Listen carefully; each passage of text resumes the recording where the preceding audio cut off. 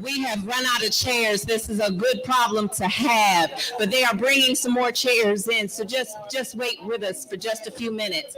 Please be proactive in filling out the pieces of paper in front of you that ask for your name, because that is how we will do our door prizes. So please fill out the papers with your names, because that is how we will do our door prize. And we have some really nice door prizes.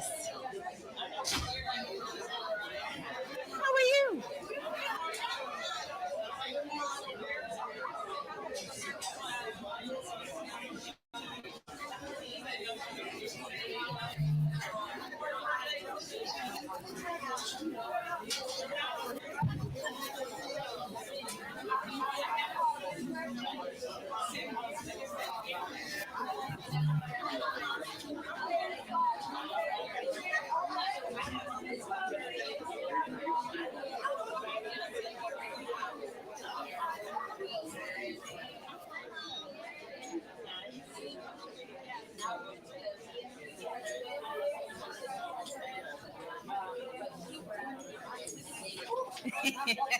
Because God is good.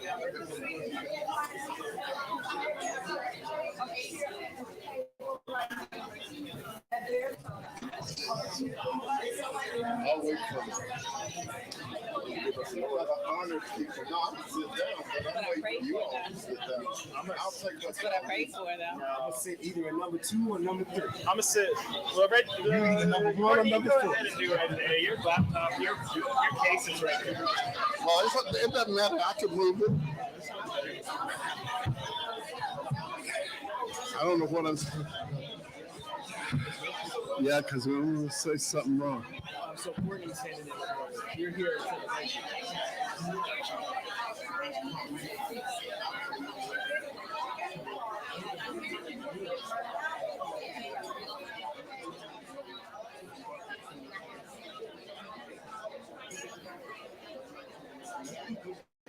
Well, I think Diane is going to do a big thing. I know. I just took a couple myself. I mean, I know the big stuff. I know the big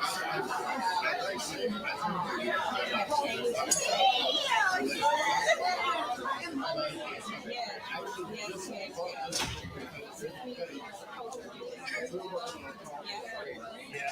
See, Hello,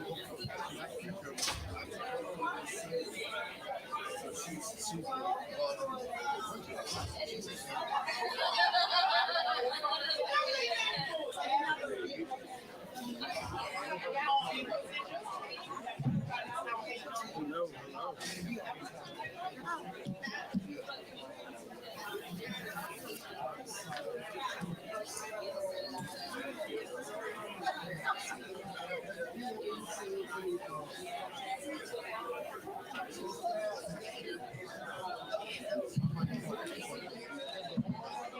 Yes, the mall. I think they're over there by Melon Street. Yeah, if you go, I think they're over if you go near Melon Street, they're over on that side, on the back side of the mall, closer to the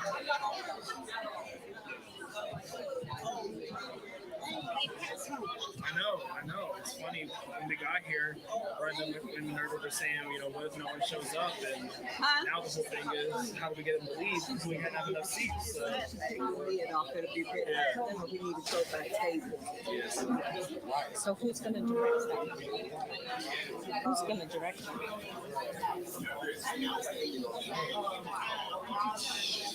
She did, I did. Yes, ma'am. But she did tell me. I done had her certificate from this school. Oh, okay. That's the biggest man next to you and you. That's it.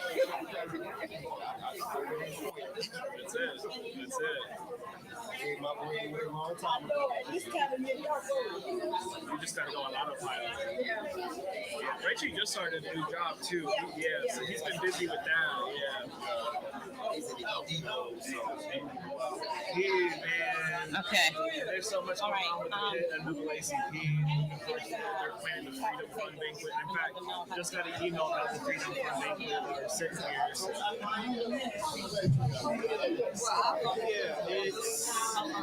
Let's see. Yes, ma'am. Okay. All right. So are we doing this? No. It's September. It's 6:08. I think it's the 21st of September. I'm gonna get people in rally, girl. But if they need an ink pen, just the lady I was telling you about, just let me know.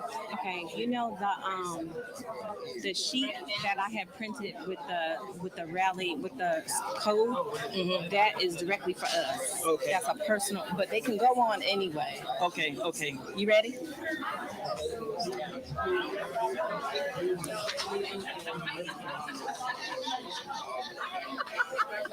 hey, look. And what is she doing? What is that?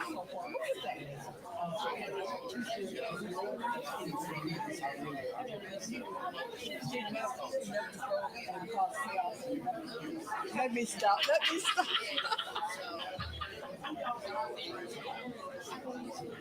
Is it on?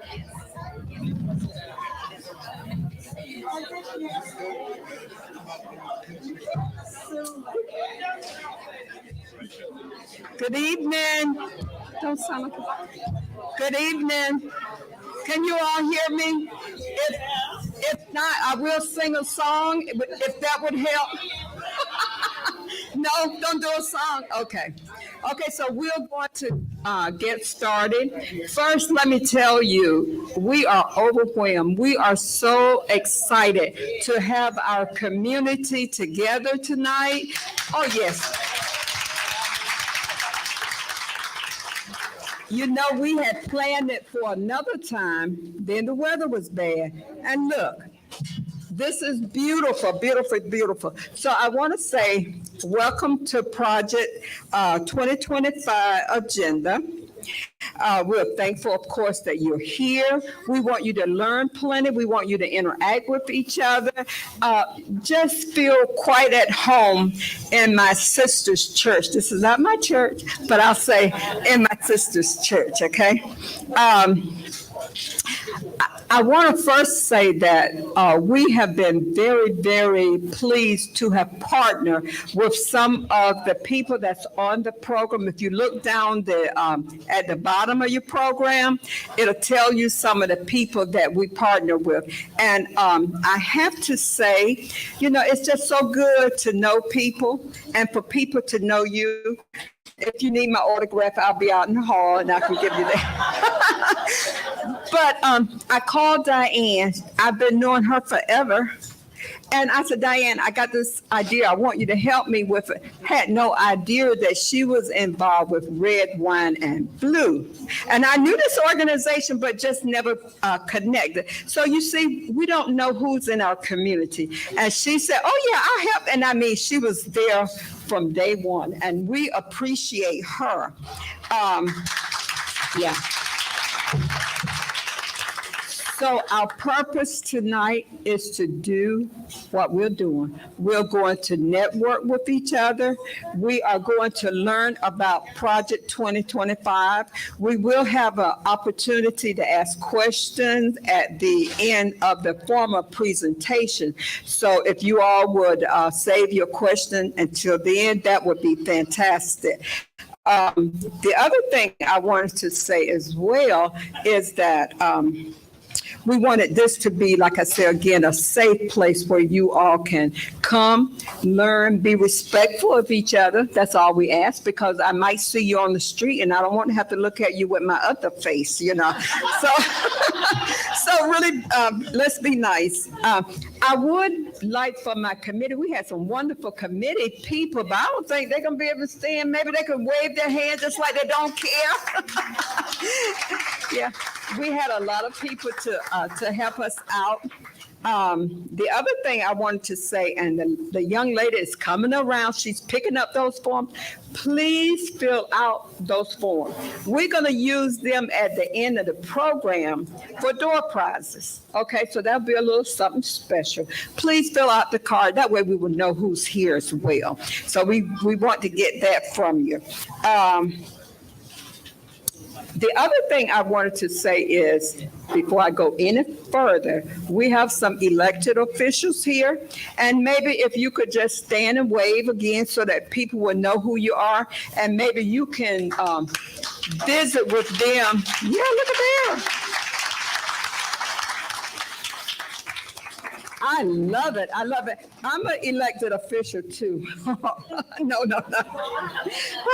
But yeah, I wanted you all to know that we are appreciative whenever our community elected officials come together, because we want them to know what we're up to, that we're concerned about our community, and take it right on from the City Council, County Commissioner, right on up to the State House, right on up to Washington, D.C. We're concerned. We are concerned. And lastly, I want to thank Awesome Radio. Don't they have the best name, Awesome? They have worked very well with us, and we appreciate them as well. So they already, Diane and I did an interview about a week ago, and you can go to Awesome Radio Facebook page, and you can see that. And tonight, we have people online that is listening to us, and it's going to be taped as we go along. So just remember, you're on candid camera, okay? And oh yes, thank you. She said, GPAC, let's give them some awesome praise too. Let me see, is there anything else I failed to mention? So what we're going to do, now this is going to be tricky, because we have prepared, not me, but we have a caterer who prepared a meal, okay? And so we're going to have to do it orderly, and she's going to tell us how to get the food and come back, and then we will go along with the program, okay? So what I'm going to do, and now this is one hat I do not wear. I am not a minister. I am not a mother. I am not a deaconess, but I am a good person. So I am going to say grace, and I am going to just thank God, first of all, for us being here. So let me do that. If you would, you don't even have to bow your head if you don't want to, but just be in solitude with me. Dear God, I appreciate this gathering. Please bless it for the uplifting of our community. And with that, I want to ask a special blessing for the person who prepared the food, that it might be nourishment for our bodies. And I think that's enough. Okay. Okay. So if you want, I can leave my pastor's name. If you think I've done a good job, tell him to put me on some board. I don't know. Okay, I'm going to turn it over now to Diane. Okay, so Diane is going to take it from here, and I'm going to go outside and cool off. Okay, thank you, Diane. Good evening. It is my understanding that we will be called table by table. So somebody will come to your table for you to go and get your dinner, and then you can bring it back to your table. And we are going to keep the party rolling because we have a lot of information and really good panelists. And I want to make sure that we give ample time for that. So this will be a working meal, if you will. Ms. Minerva did mention all of our partners, and I wanted to be sure that I start off by saying, first, this is my church. Welcome to Sycamore Hill, y'all. Welcome to Sycamore Hill. And so on behalf of our interim pastor, Reverend Dr. Barr, we would like to welcome you, our church leadership. We have a number of our church members who are here tonight, so if you need anything, we will welcome you with open arms and come visit us on Sunday, okay? All right, in addition to that, I want to make sure that we do name our partners. You don't have this kind of turnout and this organized of an event without having partnerships. So we are really grateful to have partnered with North of the River, Democracy NC, Pitt County HBCU Coalition, Red, Wine, and Blue, Pitt County Family Development, NCNW, Coalition Against Racism, GPAT TV, and Awesome Radio. So we have all partnered together to make tonight happen. This is not just being recorded, but it is a live session. So it is live on Awesome Radio. So you can tell your friends that didn't make it, they can just check them out online if they want to see it. They can't participate, but they can at least watch it. And we do have 40 people that are on our Zoom as well. So this is a great, great turnout. And I'm really, really happy that our community was able to do that. Now, Ms. Shirley, do you have someone that's going to go to each table so that we can go ahead with our program?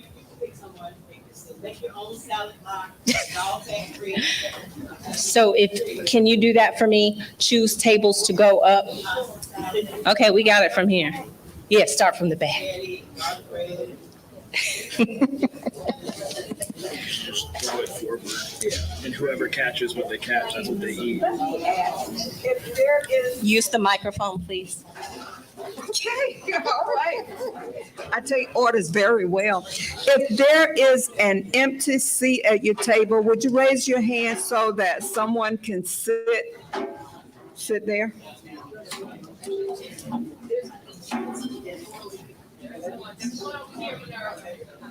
Okay, so raise your hand again if you have an empty space. Come on, Deacon Fields. Where were you when I needed you? You could have prayed for me.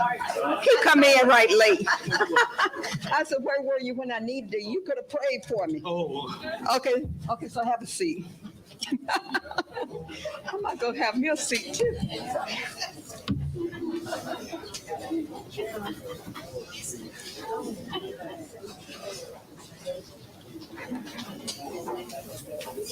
I'm going to start off this evening by introducing our panelists, because when we asked each of them, they jumped right on it and they were very glad to participate. So I want to make sure that I want to make sure that I introduce our panelists to you and have them introduce themselves. For the two that I don't have bios for, we're going to let them introduce themselves. But And before they start, we can have everybody to silence their phones so that we can. she asked that you silence your phones. Silence your phones. Anything else? Any other directives? I think that's pretty good. So the idea of the panel, the reason that we wanted to have individuals with their expertise is because when we get to talking about the 4 different pillars of Project 2025, I didn't want to just come and give you bullet points without making it relative to those specific areas of expertise with our local community. And so that's why we're so glad that they were able to come. So I'm going to start with Dr. Patty Sanders Smith. Raise your hand. She's holding it down for the women on the panel. Hold it down, Dr. Patty. She's currently serving as the Executive Director of Horizon of Pitt County. She retired from Wilson County Schools in 2013, and she's serving as the Chief Academic Officer for 13 years. Her service in the field of education extends far beyond how she is defined by her title. A product of Greenville City and Pitt County Schools, that's important to me because we're going to talk about some public education. Dr. Smith received her BS degree from Winston-Salem State. We all know that now. Y'all know. If y'all don't know nothing about Miss Patty, y'all know that she went to Winston-Salem State, okay? But then she went on to get her EDS and her Master's in Education from ECU. And then she got an EDD in Educational Leadership from Fayetteville State University. And that's another reason why she's also our HBCU expert. So please welcome, give a hearty welcome for Dr. Patty Sanders Smith.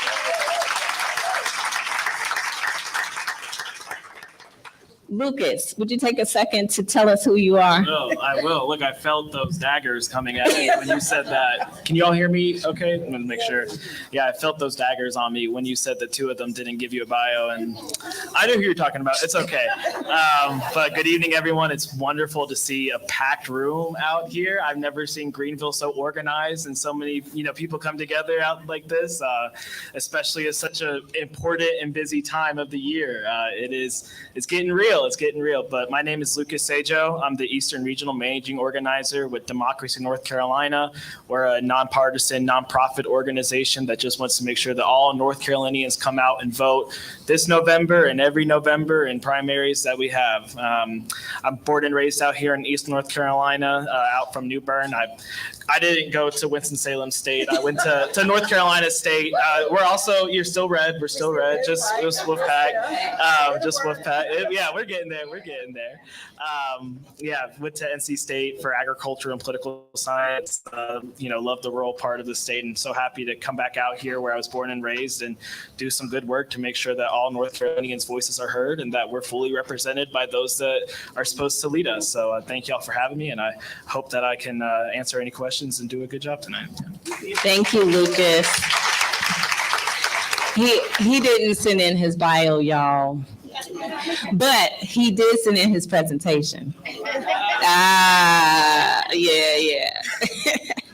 The next gentleman needs no introduction to most of us, but we're going to do it anyway.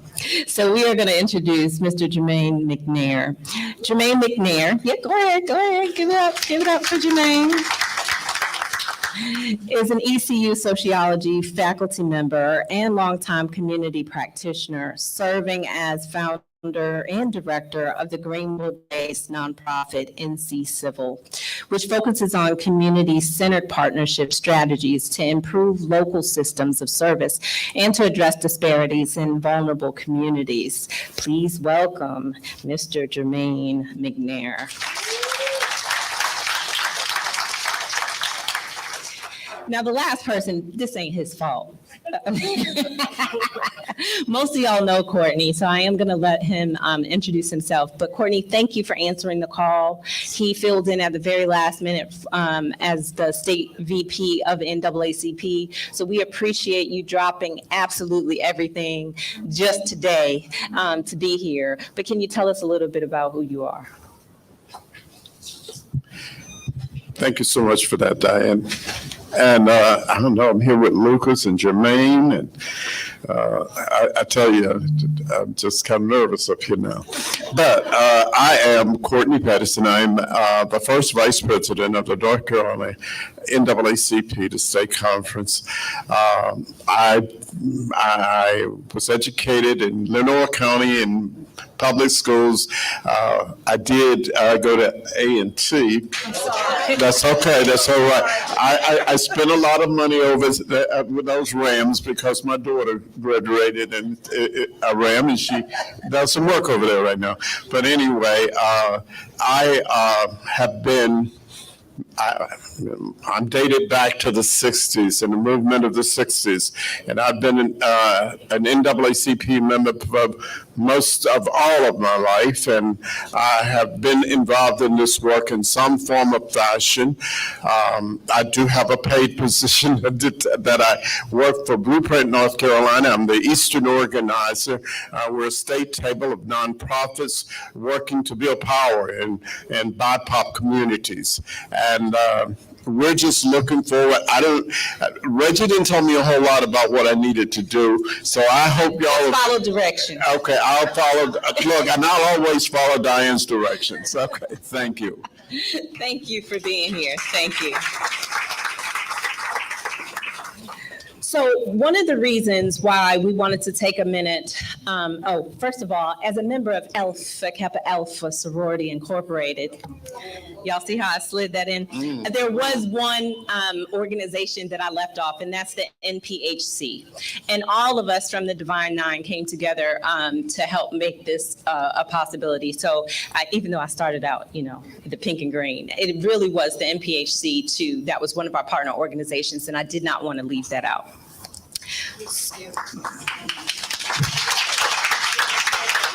So most people, when they hear Project 2025, I have to tell you that I needed one of these fancy cords up here. So earlier today, I went to Best Buy, and there was a young gentleman, definitely under 25, and he was the cashier. And he complimented my blouse, and he said, "Oh, you must have an interview tonight." And I said, "No. First of all, it's Timu, y'all. It ain't all that. But it's real. Okay, that's real." But then I told him that I was coming to a seminar for Project 2025, and he said, "What's that? What's that?" So I have to tell you that 6 months ago, Red Wine and Blue actually did a nationwide survey and found out that only 4% of Americans had heard of Project 2025 at that time. It was not until the BET Awards, when Taraji P. Henson mentioned Project 2025, that a lot of people started to pay attention and wanted to know more. The reason I start with that story is because that's why we're here, right? To know more. So our goal is to take 944 pages. Yeah, that's how, and condense this into an hour's time so that you can really leave here with a full understanding of what Project 2025 is, and also hopefully some talking points so that you can be the eyes and the ears out in our community. I will tell you that all of the organizations that have been mentioned tonight are nonpartisan. The goal of tonight is not to put red against blue or blue against red. The goal of tonight, and we spoke about this a long time in our planning sessions, the goal is to inform people about Project 2025 and allow them the information to make educated decisions at the polls. We want people to vote. We want them to vote. I heard a quote earlier this week, and it said, and I had never heard the quote before, so I can't credit the person, but it wasn't me. But they said there are only 2 times that people are equal: in the eyes of God and in the ballot box. Only 2 times: in the eyes of God and at the ballot box. So your vote is important. And I know I'm preaching to the choir on that here, but it's so important for us to take some of these handouts that you see that are being circulated and make sure that you help other people get to the polls, okay? So now let's get into it. Project 2025. A lot of people think because it says 2025 that this is something new, but it's not. Project 2025 actually started when Reagan was in office. Did y'all know that? So it actually began in 1981 when Reagan was first taking office. It was created by the Heritage Foundation. The Heritage Foundation is currently comprised of over 100 conservative organizations. Now, I do want to make one thing clear. Conservatives are not the only ones that have plans for the future administrations. Both parties have plans for future administrations. I'd be worried if we didn't, right? We have strategic plans for churches. We have strategic plans in our businesses. Some of us have strategic plans for our families, right? So it is not the issue of having a strategic plan. It's what this particular plan's goal is. In 2016, it was published as, I'm gonna call him 45. Okay, I'm gonna refer to him as 45. Somebody said, why don't you say his name? I said, because it's hard not to call him names. And I'm trying to get right, y'all. I'm trying to get right with God. I'm trying to, you say on Jesus, you know? So I'm gonna just refer to him as 45. In 2016, it was published as 45 took office. And 1 year later, the White House had already adopted 2/3 of the proposals that were in that original document. The original document was 142 pages. We are now talking about a document that's 944. It was originally called the Mandate for Leadership. That's how it started. So they called it the Mandate for Leadership. And even though it is extensive with 944 pages, it stenches. It is ugly and it is nasty, but it is very specific. Some people say, oh, isn't Project 2025 a scare tactic? It is not a scare tactic. Not only is it real, but we don't have to look very far to see how it's been implemented even here. When we look across town to ECU, we no longer have DEI department, right? So this is not a scare tactic. These are things that have been implemented, have been planned, and they are happening all around us. But it's broken down basically into 4 different pillars, right? So we're going to take this huge document and divide this teach part of me. It's going to divide it into just 4 segments, and that's how we're going to talk about it. So the first segment that it talks about is government, right? So, you know, every election that I've been in, and Chuck Schumer was my original mentor, so if I age myself, I'm just telling y'all. So I've been in politics that long, and that was when he was a county commissioner. This is a true story. So I've been in it that long. In every election we hear, this is the most important election, right? Isn't that true? That's what we hear. But this literally is, I promise y'all, the most important election, or it could be our last. Yes. It literally could be our last, because the point of the government section is to do just that, to give all of the power, almost as a dictatorship, to the presidential office. So Project 2025 proposes that the entire federal bureaucracy, including independent agencies, such as the Department of Justice, be placed under direct presidential control, a controversial idea known as unitary executive theory. That's the formal name of it. What it really means is eliminate the FBI. That's what it really means, and it says so. So why y'all think he want to eliminate the FBI? We already know why he want to eliminate the FBI. The second pillar is climate and economy. So the document proposes slashing federal money for research and investment in renewable energy, and it calls to eliminate the Environmental Protection Agency, the EPA. Now, y'all might want to think, well, what's that got to do with my everyday life? Oh, okay, I'm jumping ahead of myself. I'm not going to do all that. But just know that it impacts each one of us every single day. So we're talking about not having any funding to work towards global warming, not having anything to talk about car emissions, and the list goes on and on. Reproductive rights is the third pillar, and family. Now, how it's listed, if you look up, Wikipedia, or if you Google it, it just says abortion and family, because they want you to be scared of the A word. But what it really boils down to is reproductive rights. It is so much more than abortion. In fact, the abortion section of that pillar is very small. It is very small, but it really has to do with eliminating a lot of the very things that we need. I was doing some research, of course, y'all know I ain't gonna come up here without doing my research. So I was doing some research, and I knew that North Carolina was still dealing with an HIV crisis, but I didn't know exactly where we were nowadays. We are still the 11th highest state in the country for HIV and AIDS cases. Edgecombe County, not very far from us, is actually in the top 20 in the country for new HIV cases.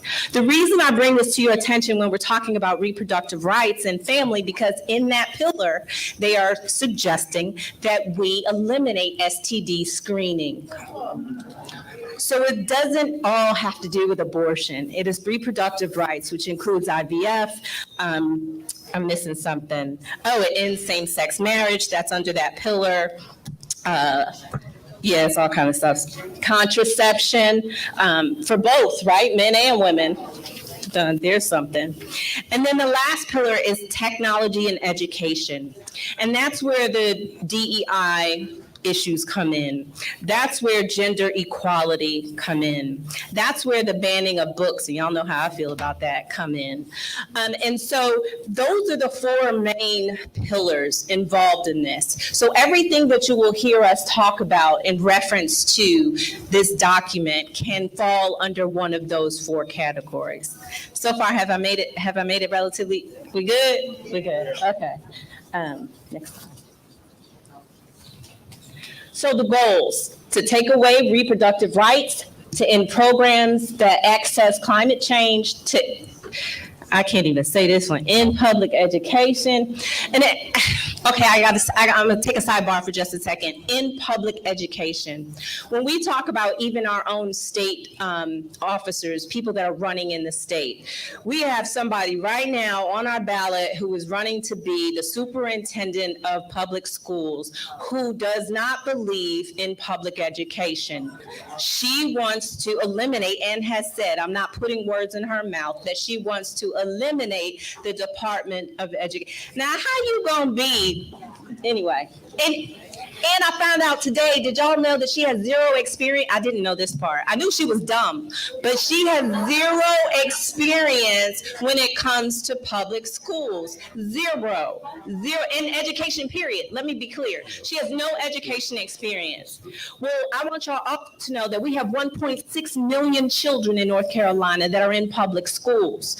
We have over 2,500 different 25,000 schools, and we have over 160 school districts, and she won't be the boss, but she don't, anyway. All right, so in public education, what's her name? Morrow.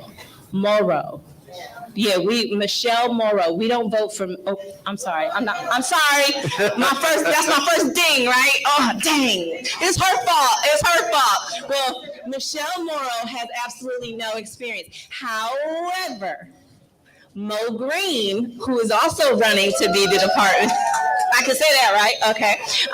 Has been superintendent of some of the largest districts in the state, including Guilford County, which I think is the second largest. So he has lots and lots of experience in running school districts. Persecute LGBTQ plus Americans. I don't know how lengthy this is in the document, but they spend quite a bit of time against this particular demographic, including eliminating same-sex marriage. Encourage racial discrimination. eliminating DEIs everywhere. There's lots in there about immigration, about closing the border, about those black jobs. So there's lots in there to encourage racial discrimination, mass deportation and the reduction of immigration, and then mainstream Christian nationalist ideology. What I mean by that is they would much rather have Bibles that they take out what they want to take out than to feed children in schools.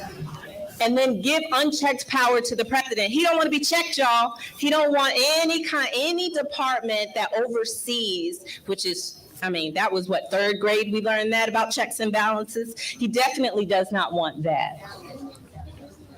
So why is this important? It threatens America with book bans, abortion, restrictions, government control over birth control and IVF. It undermines our equal rights, our free elections, and the separation of church and state. Because how you gonna tell me I gotta have a Bible? But anyway, understanding this vision is crucial to mobilizing voters against it in November.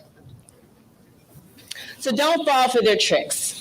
45 is trying to distance himself from Project 25 in 2025. In fact, he actually had a press conference to denounce his involvement in the project. Now, part of this is probably true because we know goodness well he didn't write not nary word. You know he did not write not one word. However, the ideology behind it, what he wanted to have happen, his goals of not having another election after this one, all of those things were definitely a part of his regime. And so that's it for me. That was the short version. I try to keep it short. So now, part of what we talked about, and I can't help myself talk about, Dr. Smith, is education and how important it is. So what we're going to do is pull up your presentation. It says Miss Patty. Yep, right there. And we would like for you to spend a few minutes explaining to us about how Project 2025 really impacts education and what we should be looking at when it comes to that. It's play right there with the arrow on the left. I'm sorry. No, there. I see the play. Yep. How do I make it bigger? It goes automatic. Yep. Here we go.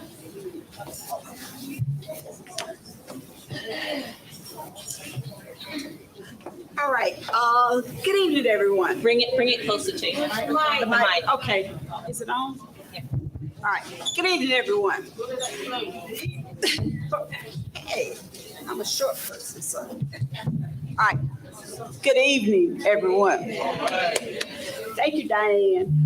As Diane says, I am a lifelong educator. I come from a family of educators. And education is very, very important to me. And when we were talking about, or when they asked me to talk about Project 2025, of course, I had to do my research as well, and to really look at what they are proposing. As she said, 45 does not say that that's part of the platform that they're going to have, but we all know that's true. And that if, God forbid, he's reelected, then this is going to be this is what we're going to have to live through. The first thing I want to mention is that there are only 44 pages that are dedicated to education in this document. The first thing that it says he wants to do is to eliminate, or Project 2025, eliminate the Department of Education. And with that, it will also eliminate the oversight of federal funds. And my educator friends, I see you in the room, we know about how federal funds helps our schools, especially schools of color, Title I schools. That's what he's talking about. Also, the state does not fully provide all the needs of public schools. You do understand that, right? And right now, when you start looking at our public school teachers and the pay that they're receiving, it's almost embarrassing. When I was a principal, I had a married couple on my staff, and they had to leave one day early because they had to go to social services to apply for WIC. Two educated people and they qualify for WIC, and that's very, very sad. Another thing they intend to do is divert federal funds from public schools and to weaken the public school system. And how they're going to do that is they want to privatize schools. You heard about now, especially in universities, you have all these private tuition, these private schools, and one that we know really that was charged people, and people had a lot of loans and things, and never did get a degree. It never was accredited. So that's one of the things they want to do. They also want to lessen the federal restrictions on charter schools. And I'm a public school educator, but I believe people have the right to send their children where they want to go. If you want your child to go to a charter school, that's your right. If you want your child to go to a public school, that's your right. If you want your child to go to private school, that's your right. However, according to the Bill of Rights, we are entitled to a free public education. And that comes through us paying taxes. So what they're doing now, and North Carolina's doing a real great job with this, they are diverting funds from public schools to private schools and to charter schools. And in public schools, we have what we call 20 days. The first 20 days of the school year, that's when you get your count. That's how they give you your allotment of your monies. So if your child goes to a particular charter school, those funds go with that child. Now, the difference between a charter school and a private school is they get to pick and choose who they admit. Public schools, we have to accept whatever the parents send us. They don't keep the good children home in the closet. We have to take all that they have. If you go to a charter school sometimes or a private school and you're not doing as you should be, they can tell you to leave. And then where you got to go? Back to the public schools. And if that 20 days has passed, you've lost those funds because they can keep those funds. Another thing, those of you who know about Exceptional Children, they want to convert the Individuals with Disabilities Education Act into no strings attached formula block grants. And what a block grant is, it's a grant and aid fund which receives from the government with little or no strings attached. And it would give states and local governments more control over federal funds. And those of us who are in education, we know that, yes, there's a lot of paperwork that we have to do with federal funds. However, one of the main jobs of the Department of Education is to make sure that these funds are used appropriately and they're used equitably. But if we have nobody to oversee that, then people can be doing pretty much what they want to do. They want to expand the school voucher and opportunity scholarships. And North Carolina's already done that. And in North Carolina, in 2013, the opportunity scholarship was based on family income. But in 2023, the family income no longer matters. So that means that you could get a scholarship and take your child. Again, you have the right to take your child, educate your child anywhere you choose. But again, you could get a scholarship and take it and go to a private school. Now the scholarship, which many people don't know, is between $3,000 and $7,000. However, the average tuition at a private school runs from $7,000 all the way up to $26,700. So I don't think $3,000 or $7,000 is going to help you much. And what you do is we actually have families who can apply for grants. Like, you apply for a loan to go to school, to go to college. Well, parents can do this for a private school. But again, what we're doing is weakening our public schools. And this really disturbs me. They want to eliminate the community eligibility provisions. And what that entails, it allows schools or districts with 40% or more eligible students to offer free meals to all students. They want to eliminate that. And also, they want to restrict summer feeding. You know about the summer feeding program. A summer feeding program is anybody between 6 and up to 18 that can go to any school, any site, and get lunch during the summer. They're going to eliminate that to only providing meals to students who go to summer school. So again, we got food insecurities. So you see how all this works. And when they break up the Department of Education, what they're planning to do is they're going to put the oversight in other areas, such as Department of Human and Health Services. That's where some of the oversight of things like free lunch will go. They were talking about looking at the statistics on discipline. And we know the discipline numbers and how they affect, especially our Black and brown children, especially our boys. That would go into the justice system. And so that's just another pipeline. We always talk about the pipeline to prison. So again, we just need to be aware of those things. They want to reform how we collect data because school districts have to report. You have to report the number of suspensions you have. You have to report them by gender, by race, and by ethnicity. You have to report that, and the federal government they review those documents, and they will send in assistance if they see that you have a high number of a particular group being suspended. Well, they're going to eliminate all of that.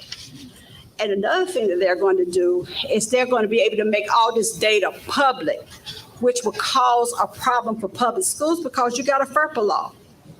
You can't make certain things public.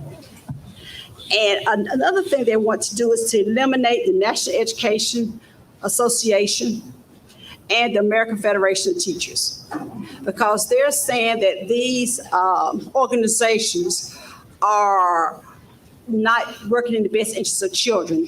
They think that as a public school teacher, you are indoctrinating students, and you're teaching your philosophy to students. And those of us who've been educators or teachers know that that's nowhere true. Now, how does this affect us in higher education? It's looking at, we all know that our HBCUs are terribly underfunded already. And most of our students, our Black and brown students, the way they can go to college is through loans. We ask them to get scholarships. We want them to seek scholarships. We want them to get grants.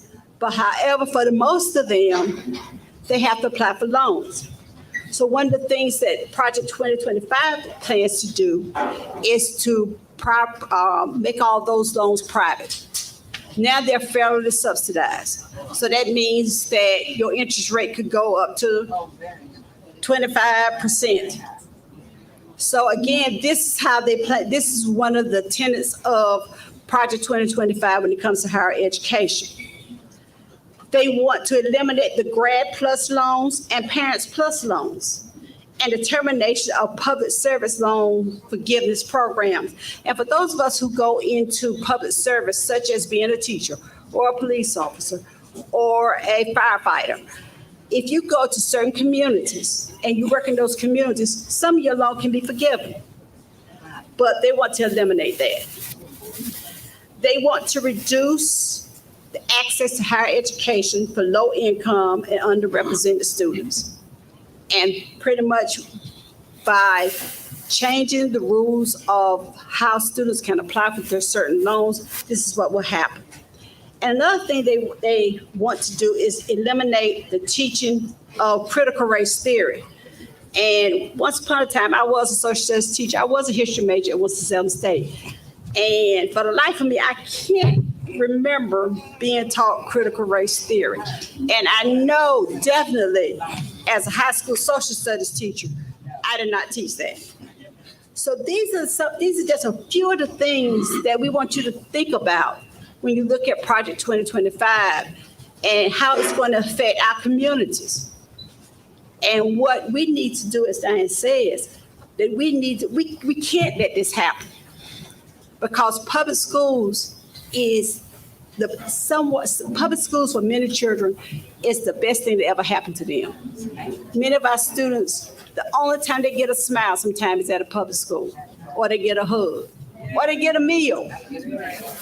So we need to be vigilant, and we need to make sure that we understand and that we can educate people about what this means.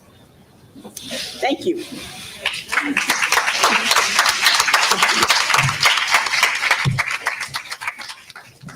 I'm a product of Head Start, and on page 443, they want to eliminate Head Start, and that make me feel some kind of way. I just thought I'd add that. Next, we're going to have Lucas tell us a little bit about voting in our particular county. Yeah, so can y'all hear me all right? How are we doing? How's the spaghetti? It's a lot of fun. It's a lot of fun watching you all eat. If you notice, and Minerva, this is going on you. There's nothing for the panelists. So if anyone wants to throw me a handful of spaghetti, it'll be really, no, I'm just kidding. Just kidding. Yeah, this is a lot. And it's very easy to feel overwhelmed when we're looking at and talking about this, and you're supposed to feel overwhelmed. That's why there's over 900 pages of this mess, as to where the normal person doesn't get through it. And if you do get through it, God bless you. You probably are the only person who got through all of that in one sitting.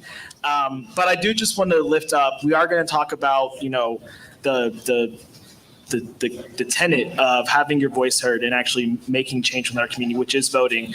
But I do want to say first that voting is not the end all be all when it comes to making this change. And so you all are doing the first step tonight. You're coming out here, you're getting educated, we're having this conversation. Come November, we're going to go vote. We're not done. We're not done. Even if something happens and the person that you like wins, we're not done. We have to keep on moving and keep on moving forward. Because even if Project 2025 doesn't come into play, there's parts of it that are already happening in North Carolina. Yes. Now, I want to say something. Who controls reproductive rights in North Carolina? It's the General Assembly. Representative Brown knows that.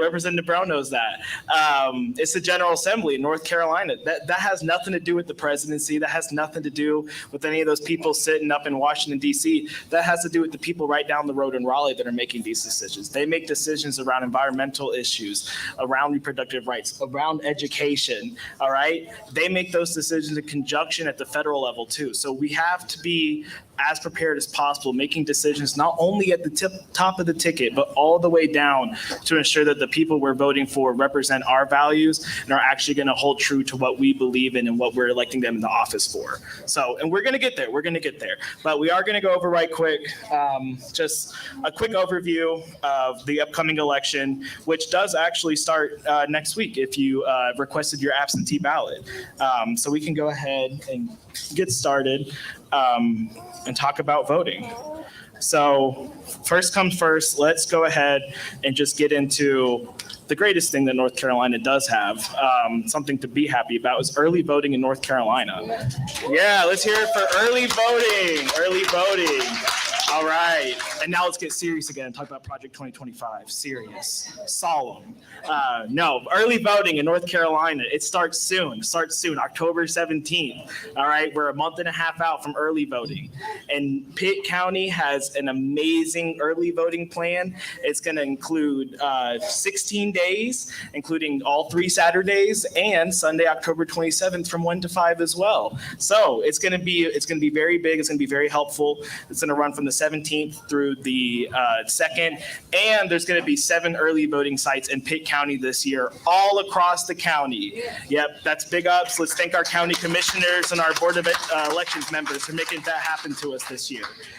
And like I said, they're open, weekdays, 8 a.m. to 7:30, Saturdays, the 19th, the 26th, and the 2nd from 8 to 3, and then Sunday, October 27th, 1 to 5. And let's just go over right quick and show where they are, because there are some changes. We'll go over this briefly, but just know that this is in the packet that you all have picked up or will pick up outside. So you will be leaving with this information. So if you want more, it's going to be up there. You can also always come check me out. talk to Minerva, talk to Patty. They can get you that information and you'll be good to go. So of course, we'll have the agricultural center. And if I go a little quick, I'm just trying to make sure that I'm not going over. Minerva gave me a very threatening look earlier and told me if I go over, there's going to be consequences. And she's already starving us and not giving us spaghetti, so I'm worried. So we have the agricultural center out there closer to the other side of Greenville, the Aiden Community Building right down the road. That's where I'll be going. I'm out in Grifton. We have the H. Boyd Lee Park in Greenville as well. The Epps Recreation Center over there off of West 5th Street is going to be an early voting site this year. So will the Farmville Community Center for any of those out near Farmville and the northwest part of the county. ECU Student Center for our students and anybody else that wants the headache of going out to campus and voting. It's really good. It's really good. But, you know, those kids, those ECU kids are something. Jay knows that. Jay, he deals with them all day. They're a lot. The Winterville Community Building out there is going to be an early voting site as well. And I do want to note, this is really important. This is really important. Alice Keene is not an early voting location this year. I know a lot of people like to go out there and utilize it. Due to some construction issues that are going to be happening around that time, Alice Keene is not going to be an early voting location. If you go out there expecting to vote, you're not going to be able to. So take that into mind when you're looking at the other 7 and when you're planning accordingly to go and vote during early voting.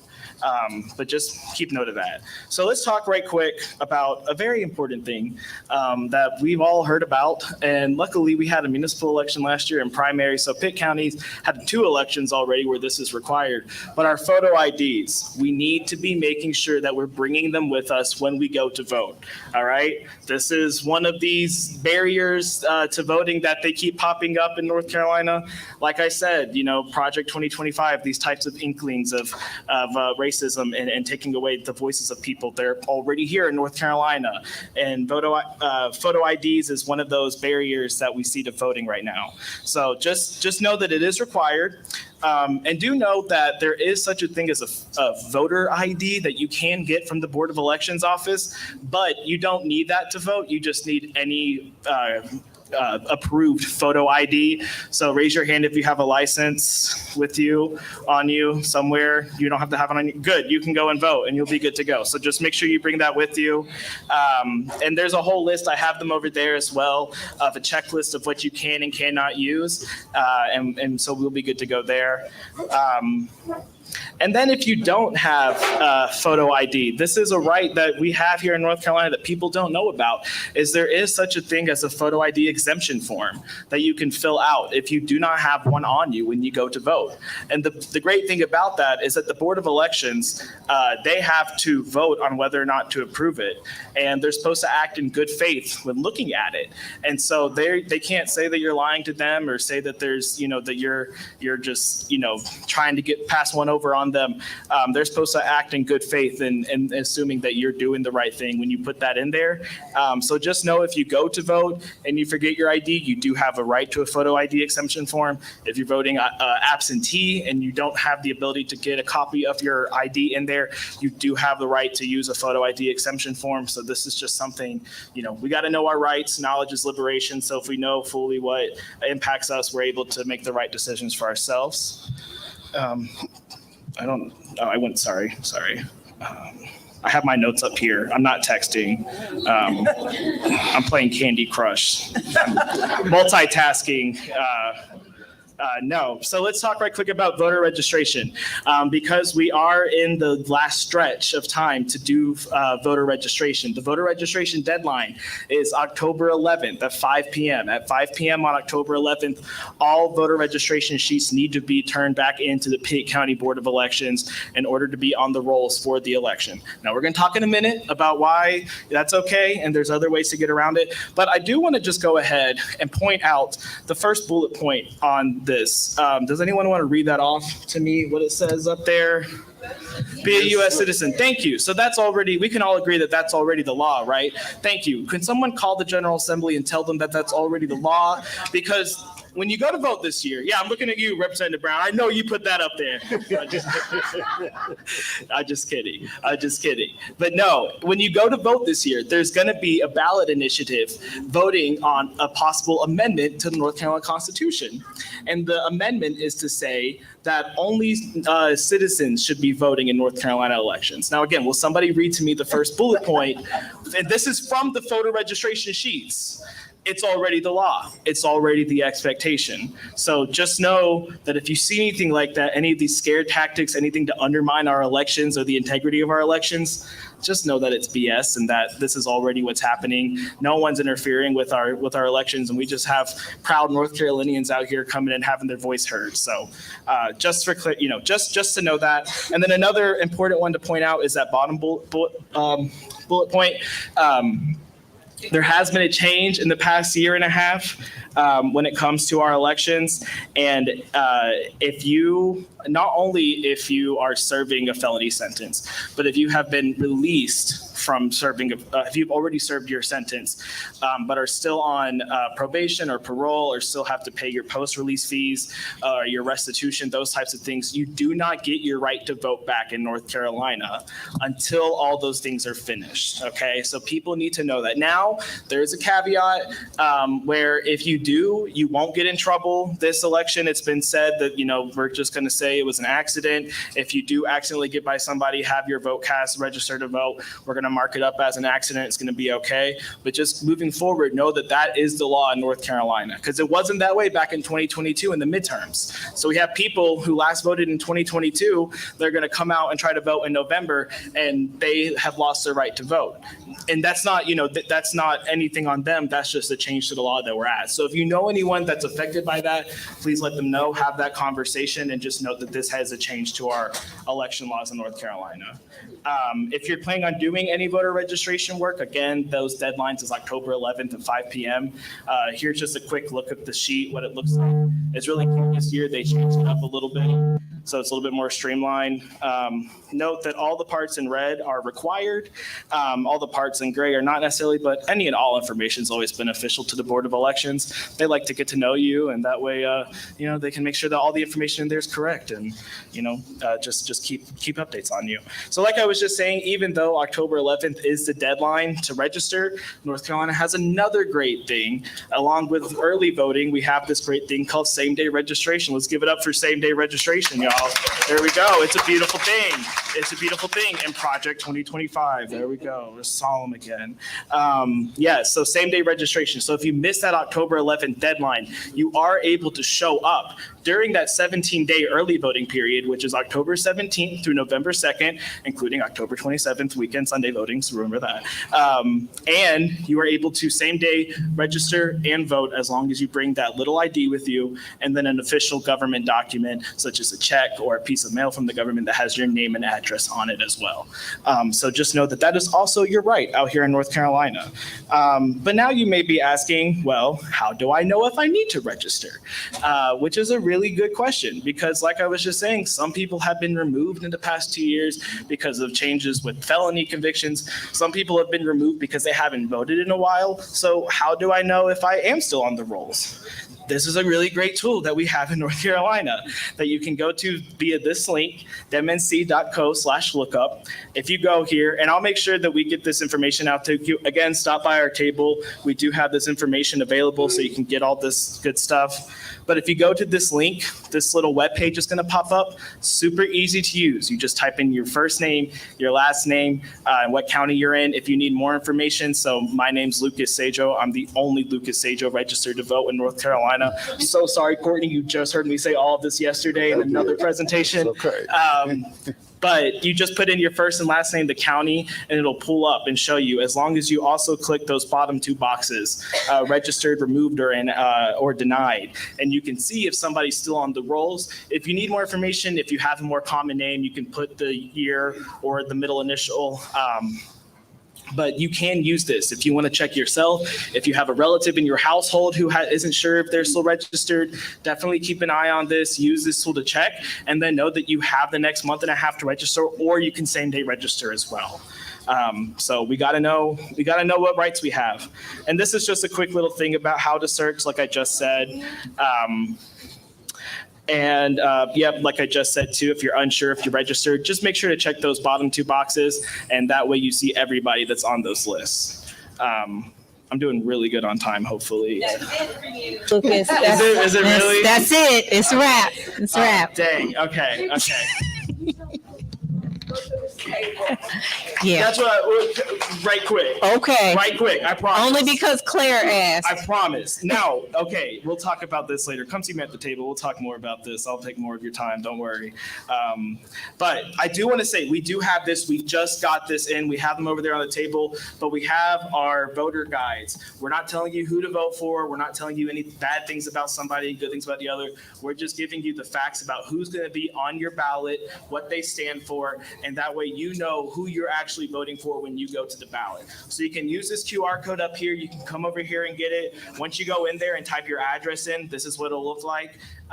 And you go through, you click on each position, you see who's actually running in those positions, what they stand for, what that position does, because, you know, who knows what the state auditor does? Some people do. I don't know, but it sounds cool.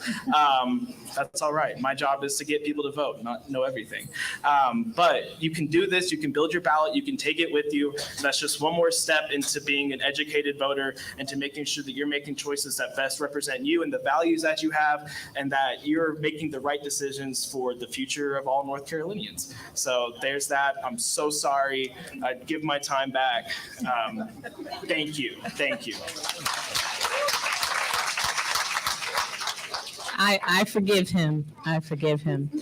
We are down to 68 days. We have 68 days.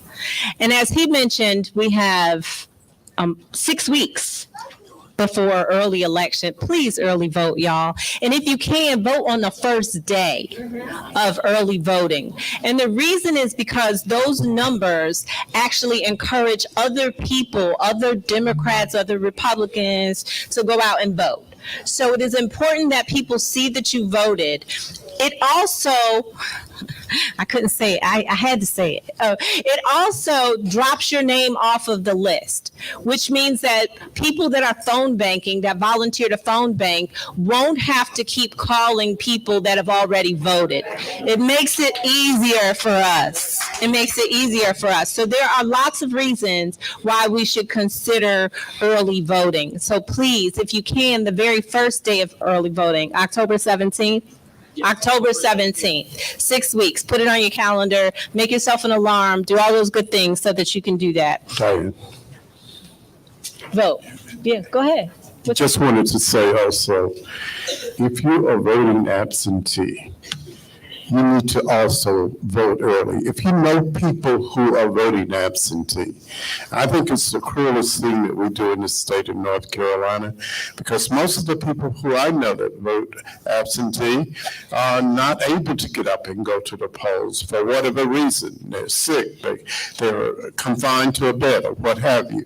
So the thing is that as of October 1, I serve as the chair of the County Board of Elections in Lenore County, and we will start counting. And every Tuesday night up until November the 4th, we will count. And November the 4th is on a Monday, and we'll count on that day. We won't count, we will open and put into the tabulator absentee ballots. At that time, we inspect those ballots. And we inspect those ballots, inspect the containers that the ballots come in to make sure there's an ID and the signature is right on those. So I think that we will have an opportunity, if you vote early, to correct any errors on the container. So please get anybody who's voting absentee to start early. Thank you for that. Thank you for that. Start early, y'all. 68 days. 68 days. Now I want to talk about something. When we think about the criminal justice system, I think all of us in this room could agree that there has been an imbalance in our country for a long time. It is a fight that we have continued to fight. But there are a couple of things that we should know about one of our presidential nominees. The total number of Trump article judgeship nominees was 234. Included 3 associate justices of the Supreme Court of the United States, 54 judges of the United States Court of Appeals, 174 judges for the United States District Courts, and 3 judges for the United States Supreme Court. In comparison, he actually was able to make more appointments in 4 years than Barack Obama did in 8.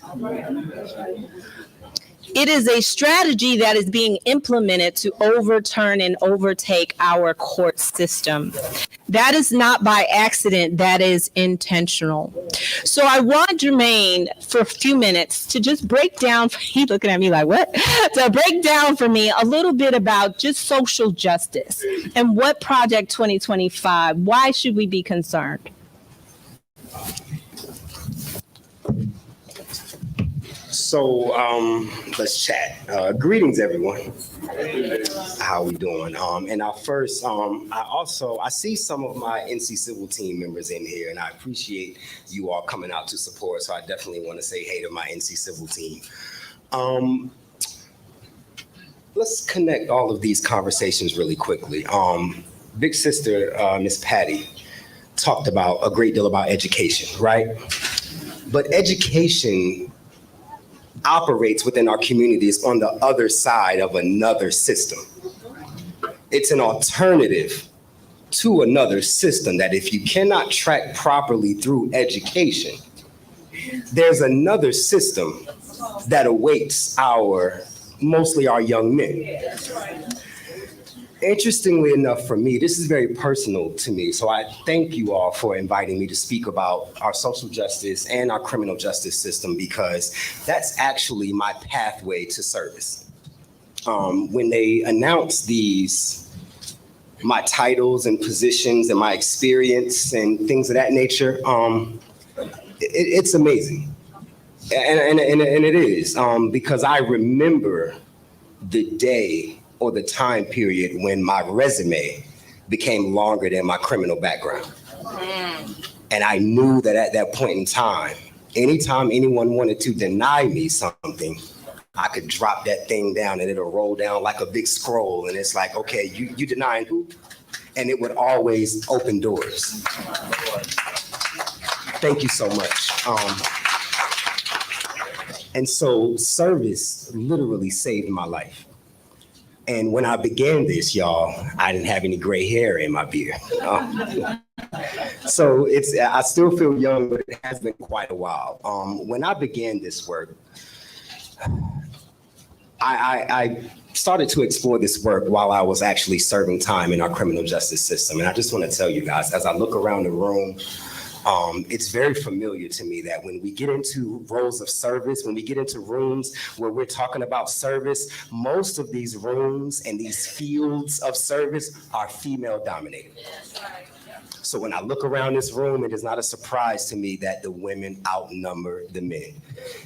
And within that, I certainly want to applaud you women, because you have been what my young folks say, big stepping for us for a long time. Thank you so much. But it's a sore spot for me because I get celebrated a lot when I go places for my accomplishments and achievements, right? But it feels kind of weird because one of the things people like to say is that, look at that guy, Jermaine McNair, see what he did. Because we see that he did it, those other fellas don't have an excuse. And they use me as a symbol to disregard the struggles of these men, right? But let me tell you, when I showed up at that prison to serve my time, it changed my life, because I had never seen so many young Black brothers that looked just like me packed into a facility where it was 1,500 other men. And I just had to stop and do the math and say, hold on. It's 1,500 men in this prison, and God knows it looked like 1,100 of them Black. And I said, hold on, how many prisons are there in America? So they got us packed in these prisons like this in these large numbers. And I became infuriated. Because at that point in time, I thought my life was unique. I thought my life was something of a roller coaster that ran through the streets and we was big stepping until I saw, oh boy, you fell into a trap that everybody fell in. And I came home and began to work, right? And you know, when I began this work, I had no idea that the first partners that would open their doors up for partnership with me would be none other than the police.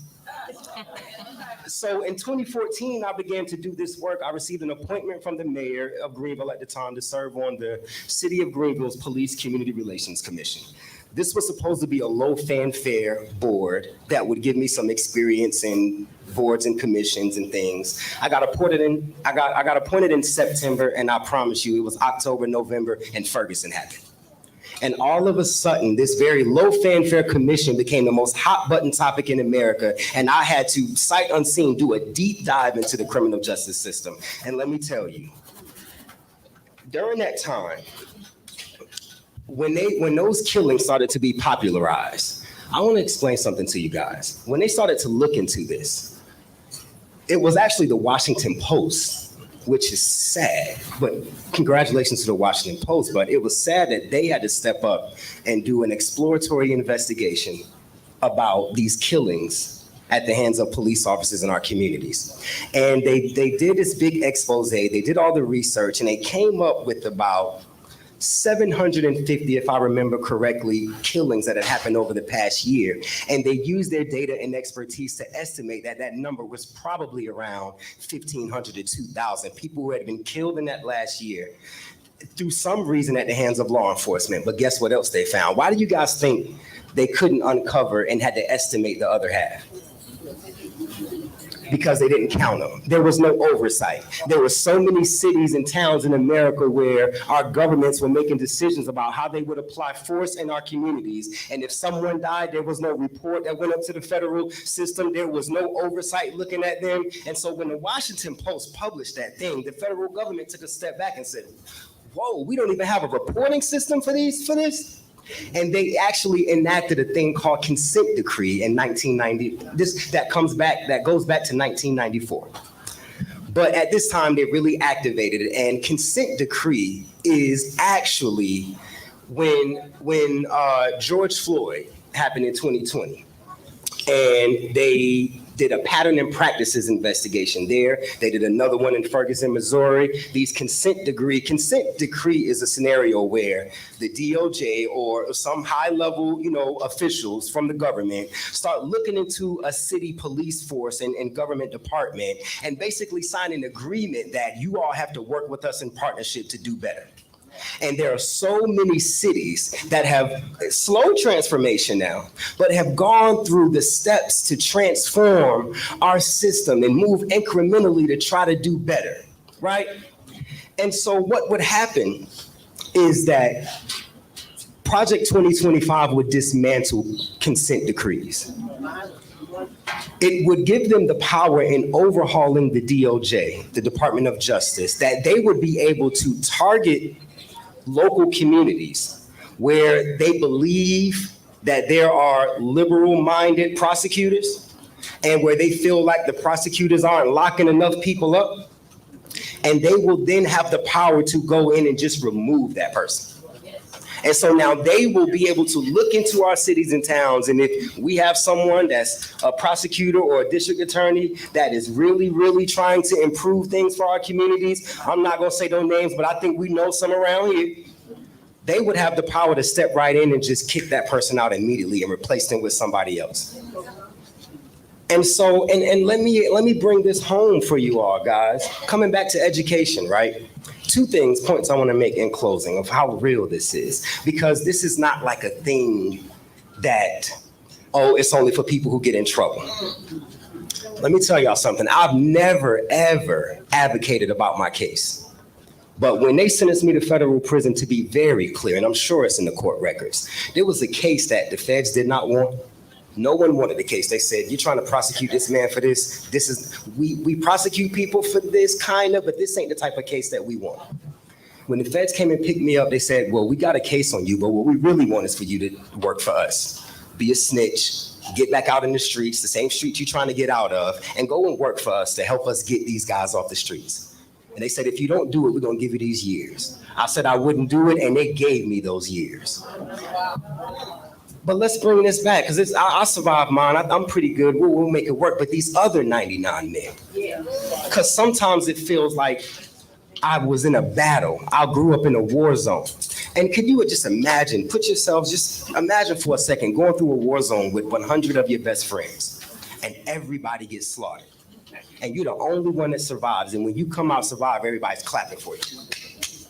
And you're like, oh, no, you can't clap for me. All my 99 friends got slaughtered in that process. And now I'm gonna sidestep this again because this is only 10 minutes and I'm putting together a lot of information, y'all. Before I went into the school system to teach at the university level, I went into real estate for a bit. And I had the good fortune to sell a few homes in a short stint. Every time I sold a home, I was asked a question. You know that first question every time I sold a home? They said, I like this home, but tell me what school district I'm in. That's right. Let me tell you what that means. That means that if you got the money, you can pay to live in a community that has access to better schools, better this, and if you don't have the money, you have to live in this other community. Let's pause for a moment. This other community is the one where I grew up at. My mama couldn't afford to go and live in one of those other neighborhoods that had the protective factors, the good school system, so I had to grow up over there, right? Let me tell you something real quick about over there. I just completed a 3-year study where we partnered with our education system. We said, let's look at all the disciplinary issues that you guys have had to take out over the course of a year.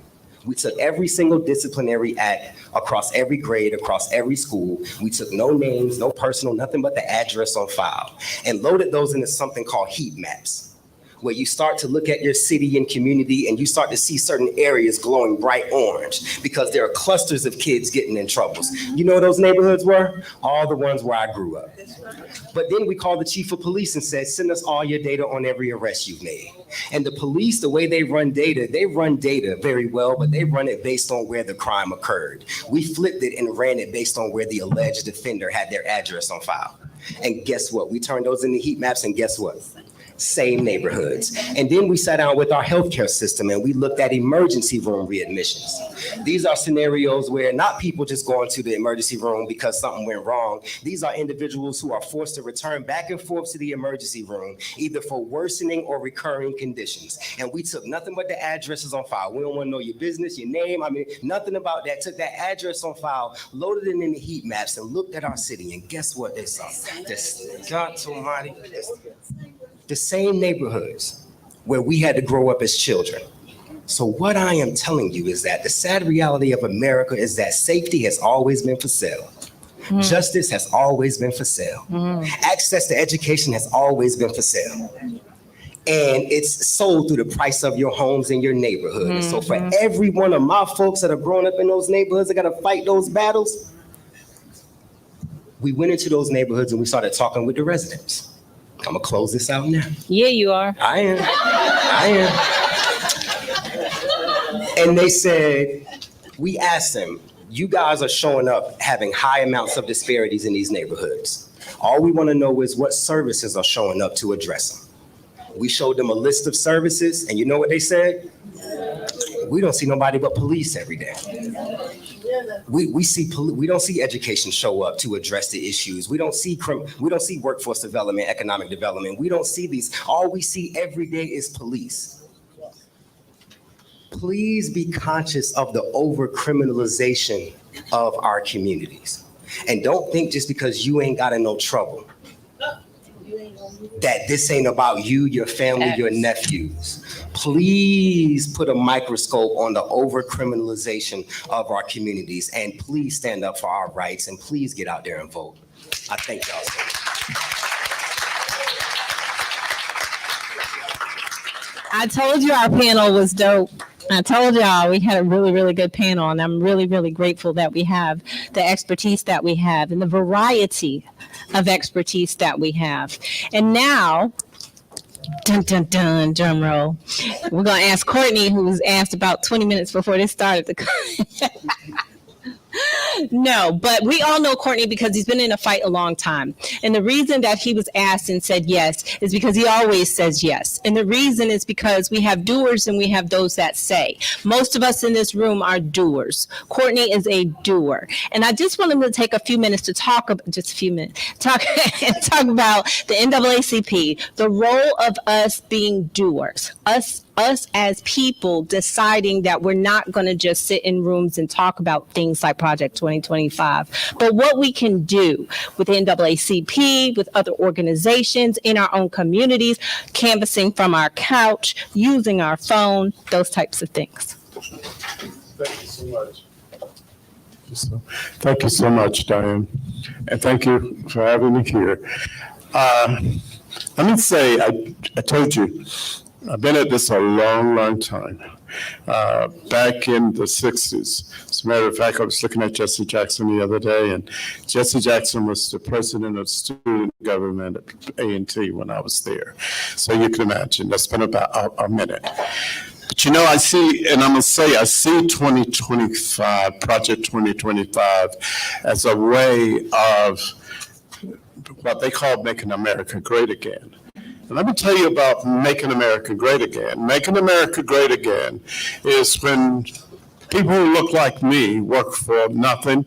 We were service people. We cleaned up kitchens. I remember when DuPont came to Lenore County, and they went before the county commissioners, and they were told they could only hire Black people to do working. They had a cafeteria, to work in the cafeteria or to clean the place. This was it. And it wasn't until the Civil Rights Bill of 1964 that changed. So I'm just saying to you, this thing has just knocked us in reverse. Project 2025 has knocked us in reverse. And the intent is to they want the immigrants out, then they're going to force us to what they call Black jobs. And their Black jobs are you being in service to them. And so this is why I never forget, some of you may be old enough to remember Ebony and Jet. And I remember Emmett Till. As a little boy, I was looking at the pictures. And I don't know, this is probably every day that I wonder why I'm here. It's because of that. And, I look at all of the things that's happened, the people who've been responsible for voting rights. And it looked like we're already in reverse with that, okay? North Carolina is doing everything it can to suppress voters. It can, the General Assembly passed voter ID. We had a court that was made up much different than the Supreme Court today, that said that voter ID was unconstitutional, and that even in the Fourth Circuit Court, Jim Wynn from right here in Martin County, actually said that voter ID attacked African American voters with surgical precision. And the North Carolina Supreme Court in 2022 actually upheld that and outlawed voter ID in the state. Just the next election in 2022, we elected a different court. And right now we have to have voter ID.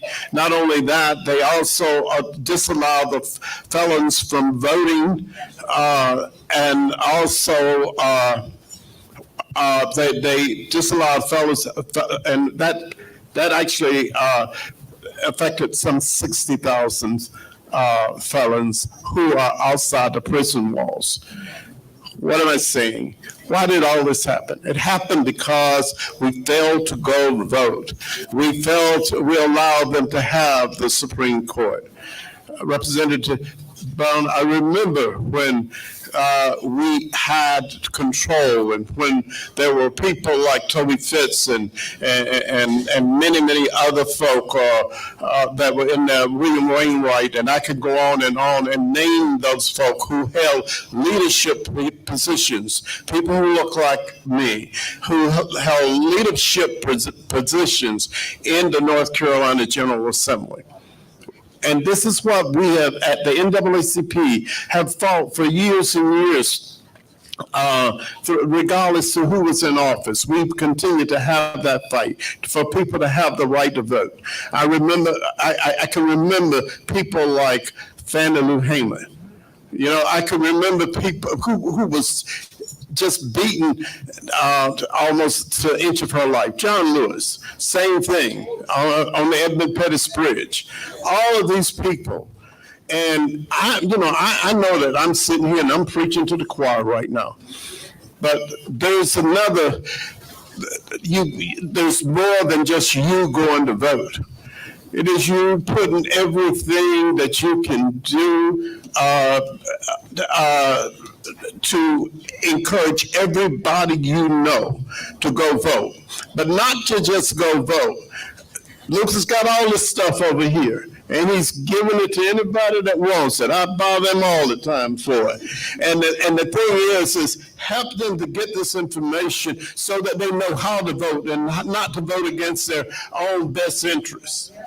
Now, it's kind of hard for me to see a guy who has 30-some felonies, been litigated for rape. I'm walking on that C3 line right now, Diane.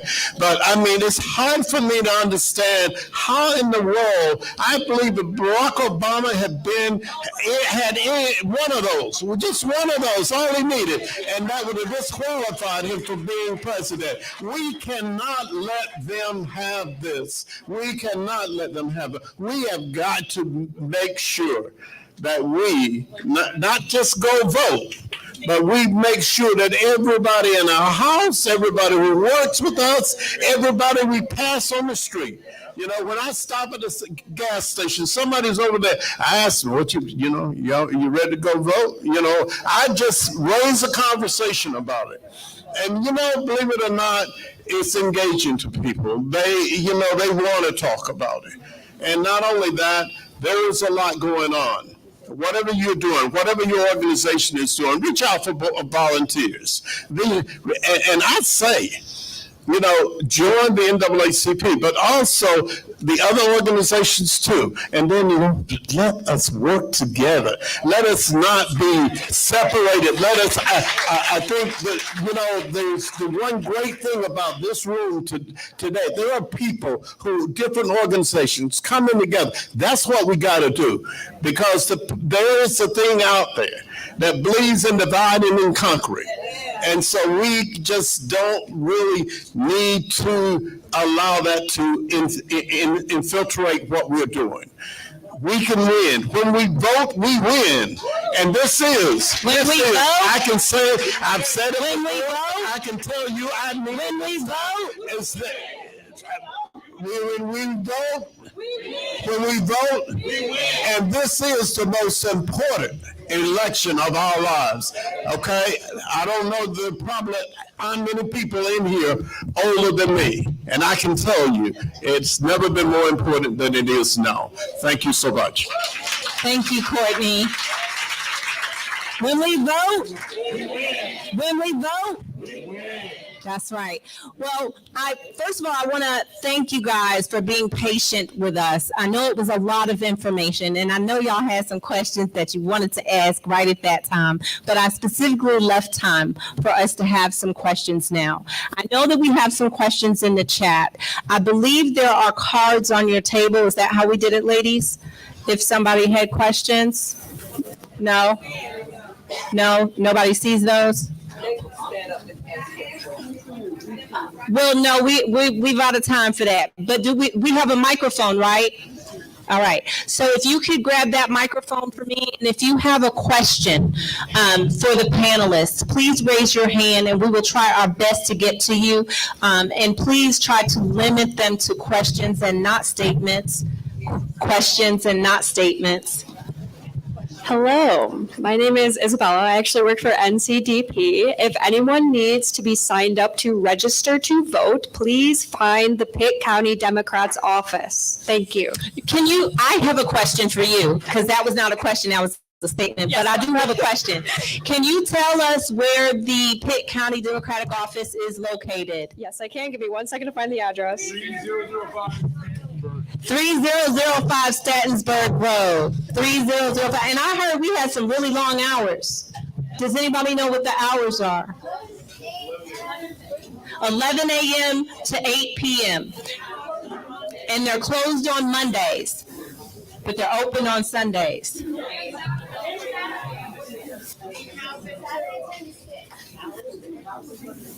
I don't know where the Republican office, I'm not obligated to know that, but I asked a question and I got the answer. Does anybody know where the Republican office is? Then y'all have to ask that question. I asked my question. Okay, so this is nonpartisan. We are, okay, excuse me, I am going to take executive privilege.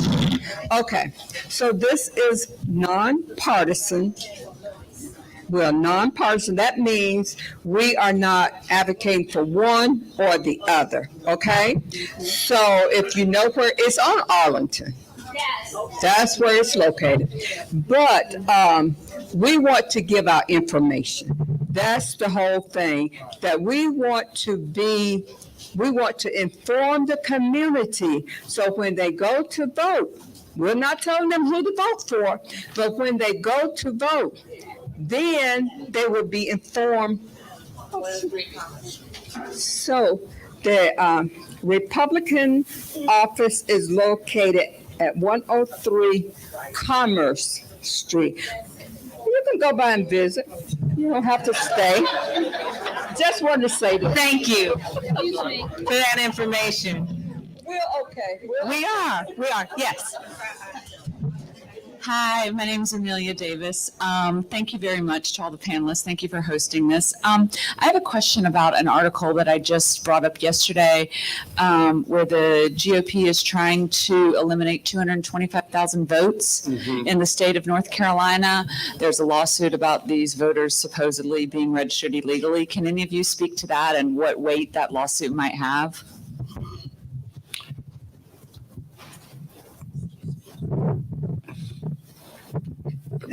Give me just a minute.